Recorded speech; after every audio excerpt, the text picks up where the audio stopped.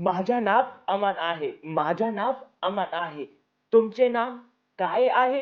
तुमचे नाम काय आहे? माझा नाम अमन आहे. ये क्या कर रहा है? अरे मुंबई जाना है ना, और सुना है अगर महाराष्ट्र में मराठी नहीं आती तो पत्ता कट। फालतू खबर मत फैलाया कर। अरे हाँ भाई, सच में। हाँ, वैसे वहां लड़ाई हो गई है। कहाँ? महाराष्ट्र। कब?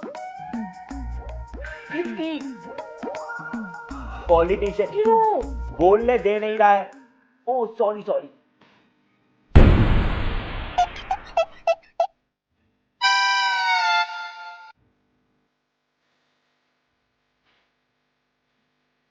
बताने दो अब। लेट मी गेस, किस टॉपिक पर हुई होगी लड़ाई? पॉलिटिशियंस के झूठे वादे और गरीब की रोटी। इन दोनों टॉपिक के अलावा किसी और ही टॉपिक पर हुई होगी। देखो, महाराष्ट्र हो या कोई भी स्टेट हो, इंडिया एक डाइवर्स कंट्री है। हर तरीके से, रंग रूप से लेकर रिचुअल्स तक, रिलीजन से लेकर लैंग्वेज तक। यहाँ पर हर 50 किलोमीटर में बोली बदल जाती है और स्टेट बदलते ही भाषा बदल जाती है। लेकिन आम जनता फिर भी अपने अपने स्टेट में अपनी अपनी भाषा के साथ बहुत खुशी से रहती है। सत श्री अकाल बाजी। खम्मा घड़ी। वनक्कम। आदाब। खुरम जारी। कौन सी यारी? अरे मणिपुरी में नमस्ते बोल रहा है वो। अच्छा अच्छा अच्छा, रिस्पेक्ट। अपने डैडी से लैंग्वेज वॉर में जीतने की कोशिश फिर से मत करना। निमुंडा est mulleche, rat mosta mulleche, moile zuku, niel kumbe।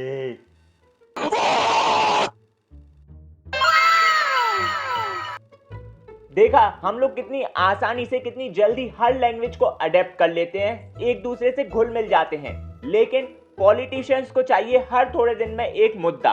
वो जानते हैं कि आम जनता अपने रिलीजन, अपने रिचुअल, स्पेशली अपनी लैंग्वेज से बहुत ज्यादा कनेक्टेड है, और वो ये बात बहुत अच्छे से जानते हैं कि अगर वो अपनी लैंग्वेज को मुद्दा बनाकर किसी भी अपोजिशन की पॉलिटिकल पार्टी या पॉलिटिशियन या किसी के भी अगेंस्ट मोर्चा खोलेंगे कि इन्होंने हमारी लिंग्विस्टिक फ्रीडम के साथ कॉम्प्रोमाइज किया है, तो ऑब्वियसली आम जनता हमारे फेवर में बोलेगी और सामने वाले इंसान पर भड़क उठेगी, और इस तरीके से एक पॉलिटिकल प्रोपेगेंडा क्रिएट किया जाता है। आम जनता का तो सपोर्ट मिलता ही है, कुर्सी और पॉलिटिकल फ्यूचर भी सिक्योर हो जाता है। और इन चीजों में आम जनता थोड़ी भोली है, उन्हें लगता है कि ये पॉलिटिकल पार्टी हमारी लैंग्वेज के लिए लड़ रही है, तो हमें इसे सपोर्ट करना चाहिए। वाह, क्या खेल खेला है।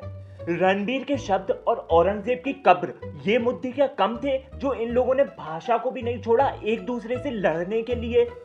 हॉलीवुड की मूवी हिंदी ऑडियो में डाउनलोड कर कर देखने वाले, तेरा दर्द मैं समझ सकता हूँ। महाराष्ट्र और साउथ इंडिया में बस नारे लगने की कंडीशन रह जाती है, बाकी तो देखकर ऐसा ही लगता है कि पॉलिटिकल पार्टीज बोल रही हो कि तुम हमें वोट दो, हम तुम्हारी लैंग्वेज को प्रीमियम दर्जा दिलवाएंगे। इतना ड्रामा तो सास बहू के डेली सोप में नहीं होता जितना ये लोग इंडिया की नेशनल लैंग्वेज को लेकर भसड़ मचा देते हैं आम जनता में। हाँ, होशियार साथ निभाना साथिया को, हमारी लैंग्वेज ना आतिया, हम तुमको सिखातिया कर देते हैं।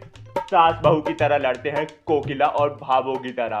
ससुराल सिमर का से हमारी लैंग्वेज अमरसा हो जाती है। अगर ऐसे ही चला तो अभी तो इंडिया में लैंग्वेज के बेसिस पर सिर्फ स्टेट डिवाइडेड है, कहीं आगे चलकर गांव, जिला, सिटीज, यहाँ तक कि कॉलोनीज भी लैंग्वेज के बेसिस पर डिवाइड ना कर दी जाए। जैसे कि तू स्वर्णपात पे रहता है तो तेरी स्वर्णपात लैंग्वेज, ये पानीपत पे रहता है तो इसकी पानीपात लैंग्वेज। हाँ, और ऐसे ही तू ज्ञान सरोवर में रहता है तो तेरी लैंग्वेज क्या? ज्ञान पाठ।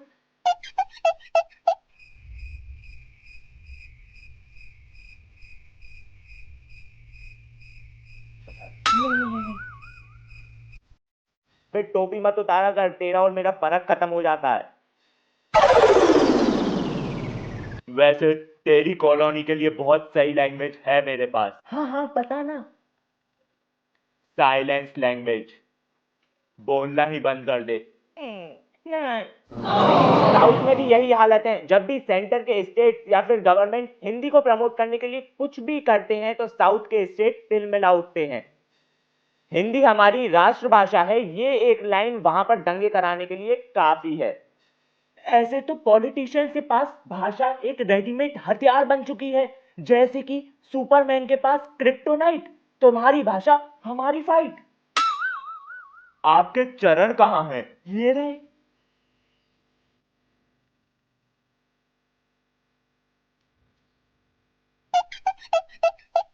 वैसे इसका कोई सॉल्यूशन नहीं है क्या? सब लोग मिलजुल कर अपनी भाषा के साथ हंसते खेलते नहीं रह सकते क्या? बिल्कुल हो सकते हैं। इंडिया की ब्यूटी ही अनेकता में एकता है। सॉल्यूशन ये है कि सेंटर और स्टेट गवर्नमेंट को ये ध्यान में रखना चाहिए कि उन्हें किसी की भी भाषा को किसी और पर थोपना नहीं चाहिए, और लोगों को भी ये समझना चाहिए कि भाषा एक कम्युनिकेशन का मीडियम है, ना कि लड़ाई का हथियार।